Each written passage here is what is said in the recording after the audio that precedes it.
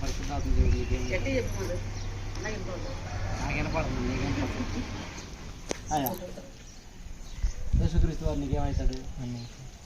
పరిశుద్ధాత్మ దేవుడు అంటే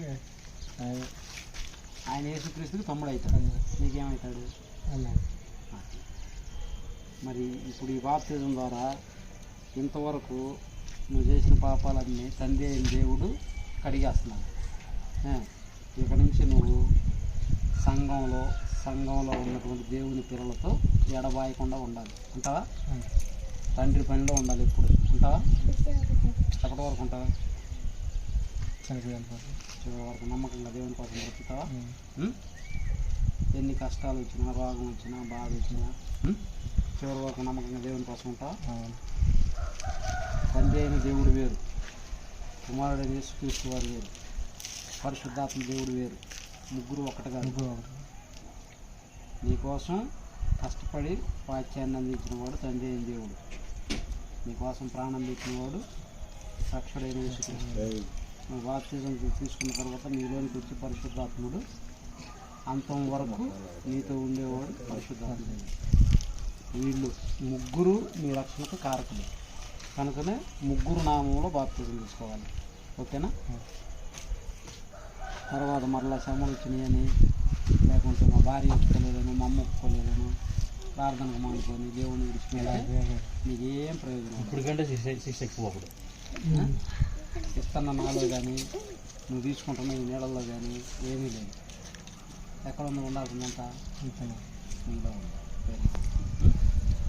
మరి కుమారుడు మధు ఇచ్చిన సాక్ష్యాన్ని బట్టి కుమారుడికి తండ్రి యొక్కయు కుమారుని యొక్కయు పరిశుద్ధాత్మ యొక్క నామంలో బాప్తిజం ఇస్తున్నాను. మరి కుమారుడు కొరకు ప్రార్థన చేసుకున్నాం.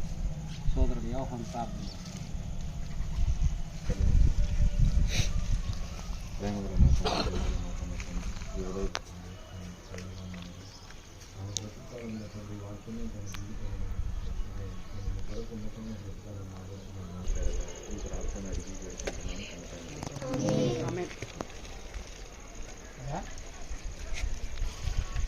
కార్యక్రమాన్ని దేవుడు చూస్తున్నాడు.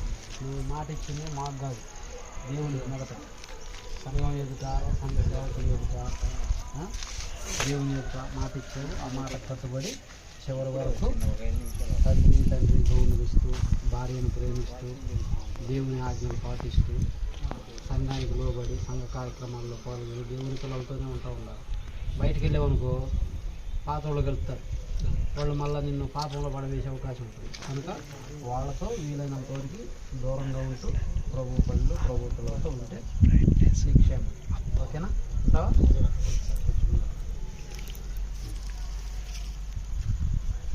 ఒక చేత్తో ముక్కు పట్టుకో. ఆ కుమారుడు మధు ఇచ్చిన సాక్ష్యాన్ని బట్టి తండ్రి యొక్కయు కుమారుని యొక్కయు పరిశుద్ధాత్మ యొక్క నామములో దేవుడు నాకు ఇచ్చిన అధికారాన్ని బట్టి కుమారుడికి బాప్తిజం ఇస్తాను.